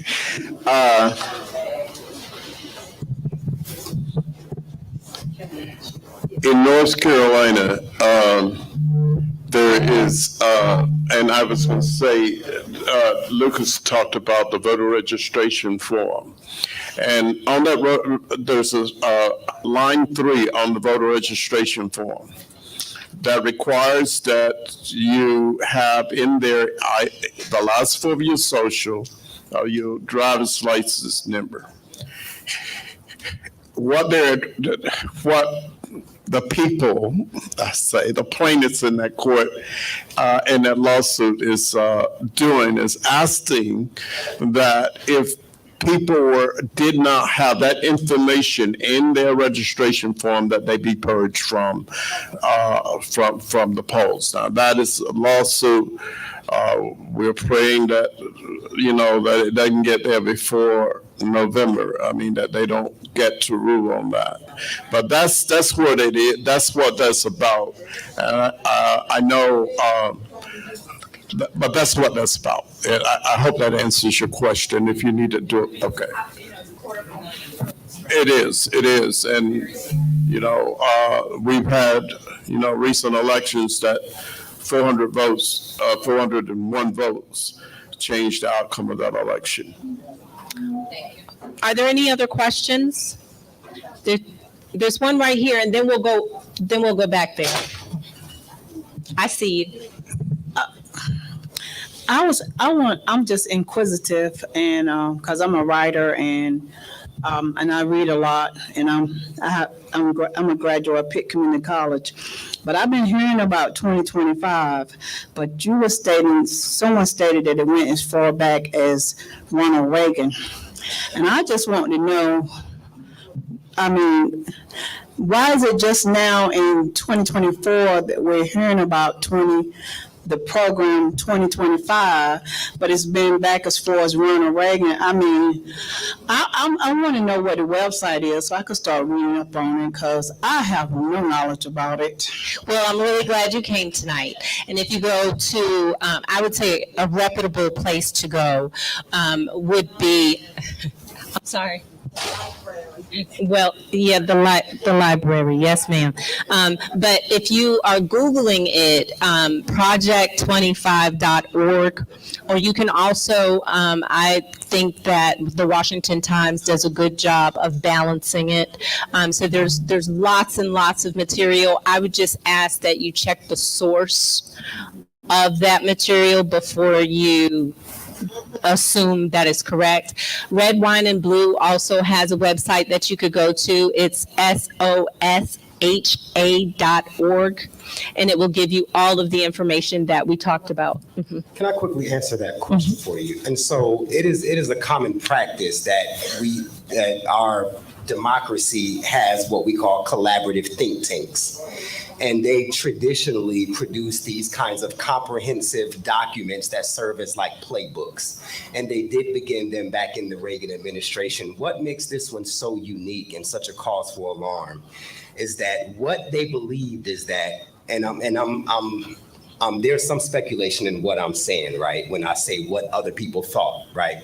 But when you listen to them talk, and I try to, which is good. I try to have accounts that are tied to different sources of information because most of our information gets patternized. And so I would recommend everyone open up different accounts so you can keep in touch with what's going on. But when I listen to some of the voices that drove this effort, what they say they felt was that when, and I'm going to say his name, not because I'm picking on him, but because that's what they said. They said that when Trump got in office, that was kind of a golden horse, if you will. But what happened was when he tried to implement the playbook, it took too long for him to get things going. And so what they said is that we're going to come up with something so aggressive that the minute the election is over and they believe he's going to win, is that he can start from day one. And that's a comprehensive playbook of who to get rid of, because last time he got rid of a ton of people, but didn't have a list of folks to put in those places. So a lot of people didn't realize is half of your government wasn't even in full operation for a lot of that term because no one was in those positions. So what they're trying to do is remedy the slowness of it so that it can kind of hit like a ton of bricks before we know what's happening. And just the language and the approach and the strategies that are in there are something that we have never seen before. And this is not about partisanship. And things that are in this document threaten our voice, our freedoms, and our democracy. Yes. I think, and there are people on both sides of the aisles that are saying, this ain't it. And so that's what I would share with you about. And what makes this document different than any other is the fact that it is the reason it's so big, right? The reason it's 944 pages is because it is a compilation of 100 different conservative organizations. Traditionally, it is the people that are on payroll in the administration who come up with the strategy. That is not what this is. This is a compilation of 100 different conservative organizations, people who paid to play, who compiled this, and not the actual administrators. Well, can you add to it, or is there a question? No, it was a question based on what you just said. Do we know of any local? Do we know of any local organizations that would be associated with that? That is a great question that I don't know the answer to. She said, are there any of the ones that helped compile it, if I'm understanding you correctly? Are there any local organizations that we know of that played a role in that? I don't know the answer. And I don't either, but I can tell you what, they go under the guise of Christian nationalists, and watch out, and watch your children, because they're infiltrating them in the name of God, and so and the stuff that they're getting ain't too good, and it's all not even for their own benefit. the the Heritage Foundation Right. was the backbone of this. They're still in existence. It started back with Reagan with the trickle-down theory. That's right. And they are trying to trickle it down where we get nothing. And he's absolutely right, but that's a statement and not a question, so we're gonna get back on track. All the way in the back, there's a question, hand raised. Because y'all know we could talk about this all night, but we ain't. We ain't. We got 10 minutes. So there in the back, I promise. And then- Hello, everybody, and thank you so much. These are the online questions that we have, and also I would like to thank the online people for being very kind to us with the amount of issues that we've had today with some of our technology. The first question is, can students use student IDs for voting? Yes. And if you can hear, the answer was yes.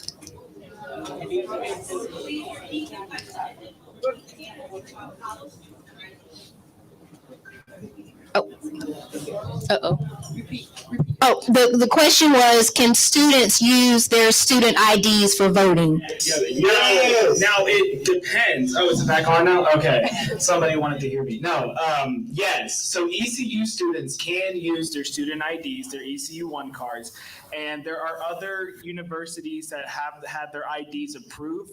Now there is a full list that you can get on the State Board of Elections website to see if your university is a part of that, because it was not just all of them. The universities had to submit an application, and the State Board of Elections went through and selected them. But if you know an ECU student, if you're on ECU's campus, yes, you can use your ECU ID to vote. Thank you. Next question. Come on, we got rapid fire. Where should we direct people to get the voter guide?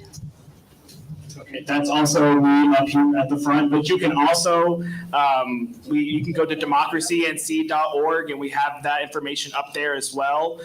And so you can go to that. Also, if you want your individualized ballot, you can also go to the State Board of Election website. You can go to that NC voter search link I had up there from demnc.co/lookup. By putting your name in there and you scroll down, you can actually find your ballot and who's going to be on that as well. So you can also Google voter search. That's also up there. You know, another way to get to it, Google NC voter search is another way to get up there. But yeah, all those things online right here, democracync.org. We have those resources. Great answer. Next question. Reggie Barrett has a lot of them too, up the voter guides. Perfect. All right, and last question. How can we access the documents that were referenced on tonight? I think we spoke about where they could be reached. Project25.org, 2025.org, SOSHA, SOSHA.org. You can Google the Washington Times, Project 2025. You'll get a very good amount there. It's everywhere. MSNBC has some really good information as well. They had an entire series on it for a week. It was really good. That was the last question online. There's one question in the back with the gentleman with the purple shirt. Well, one question, the word that comes to my mind is immunity.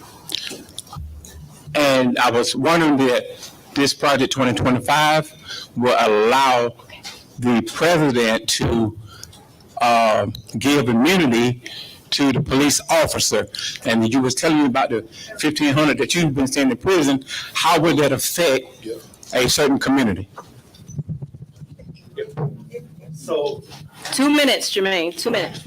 it's the same thing. It's just what I said there. What will happen is remember, the only way an officer who has over exercised their use of power can be prosecuted is in their local courts or state courts. If they are watching those and they see that those district attorneys or prosecutors are too liberal, they will just go in and remove them. And that forces local and our attorneys to operate at the will of the president rather than to serve at the will of the people because they are elected officials. So it totally undermines our entire voting process. Okay, so clearly there's a lot to this, right? And so what you will find on your tables is a QR code that will let us know what you want to talk about if we have another session. Because we didn't talk about state jobs. We didn't talk about Social Security being cut. We didn't talk about immigration, government affairs. There's a lot that we didn't want to talk about, but we really want you to tell us what is important to you. So the QR code on here will lead you to an online poll. It's going to give us the answer right now. So you can scan the QR code right now and tell us if you want to hear about Veterans Affairs, state employees, immigration, or gun safety. They are also on your table. There's one on each table for you to be in. So if you can't see that code, use the one on your table and tell us what you want us to talk about in our second Project 2025. And we hope that you all will come and bring a friend next time. And if we got to open up the sanctuary, I've been told we can do that. And before you leave, please, does anybody need to register to vote? If you need to register to vote? I got information. Okay, information. Information is this: if you moved and your address changed, you need to take and re-register to vote. That's right. So she's driver's license and your registration have to match. So what she said is if you have moved, you need to re-register to vote. You need to re-register because the address on your ID and your current address have to match. If you need to register to vote, we have registrations. Those they don't have to match. They don't have They to don't match. have to match. Okay, sorry. Misinformation. No, you're okay. Got You're me. okay. They don't have. No, you're fine. You're fine. We've heard that before. But no, they don't have to match up there on your ID. But definitely, if you have moved, even if you just moved one house over, you need to re-register to vote so it's updated like that. And don't take anything for granted. If there's a question about it, register. If there's a question about it, register. It will kick you out. Yeah. So if there's a question, just do it. Yes, early vote and we can take care of it. Now it's time for some prizes because we put in a lot of work tonight. We put in some work. Y'all put in some work. And so now we have, on this table, we have some of the banned children's books on that table that we're giving away. And then there's some other gifts that we're giving away over here with this pretty lady in purple. Raise your hand. Okay. All right. So I'm going to let them give those gifts. I told y'all I was going to have y'all in time. I promise I will. Yes. Okay, so it's always good to be punctual, right? So there was a young lady that came in before it got started, so we got a red bag for her, just like my Delta group. Betty Nurse. Oh, yeah, you were on time. And so we want to give her that. And so for people that filled out the form, we're going to pull some names. Oh, she's going to let me. I thought she was doing it. Mary Perkins Williams. Where Miss Mary at? Okay, Miss Mary, how you doing? And this is not going to be a setup. We're not going to give all the elected officials prizes. Oh, God, I can't pronounce that name. Oh, Mr. Baker. Huh? Just say Mr. Baker. Okay, so we have one. You can do it. What you doing? You're going to be doing this. Come. Okay. Mr. Baker. Yeah, Tyrese or Ty. Right Chris. behind you. Baker. He know his name. He coming. Okay. Okay. How do you pronounce your name? How do you pronounce it? Oh, Tachikis. Okay, nice meeting you. Oh,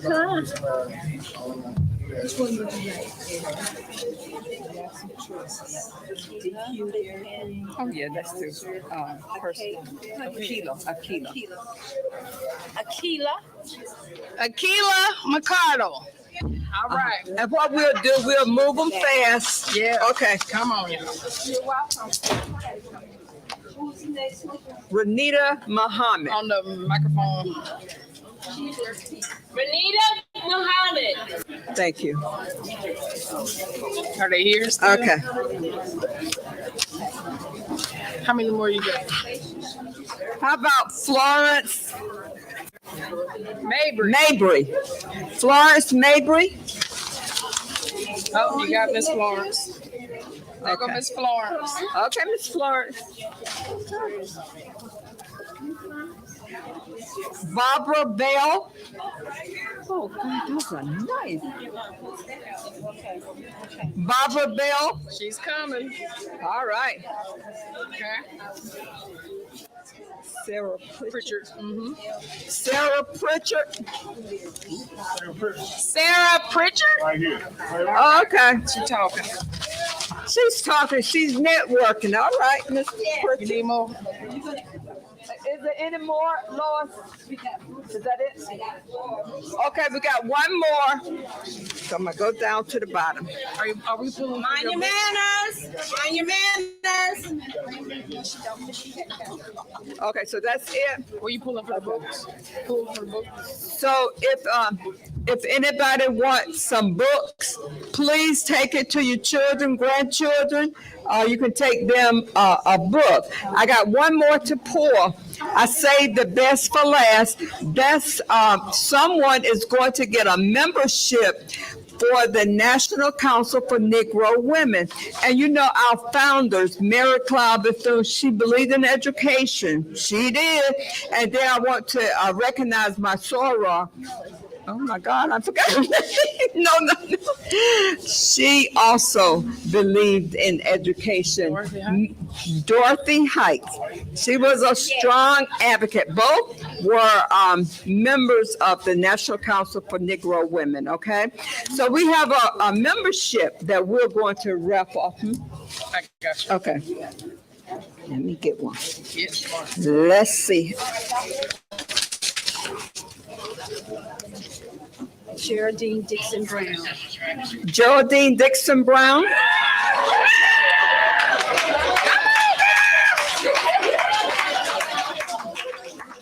Well, welcome to our organization. Thank you. Let them know. Okay. If you are in need of COVID testing kits, they are free and on the table here as you exit through the middle door. You got closing remarks? So we are.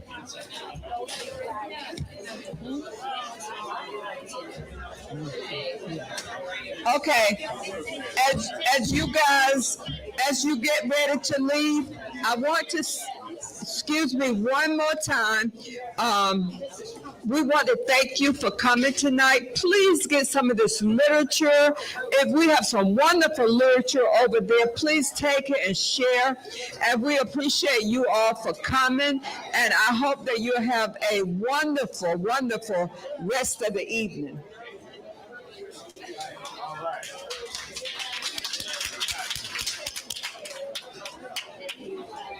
And yeah. And we want to give a shout out to our the people that cook. Wonderful. And that was Shirley Williams. She was the one that provided the food. Well, y'all go ahead and enjoy yourself now. All right. Thank you.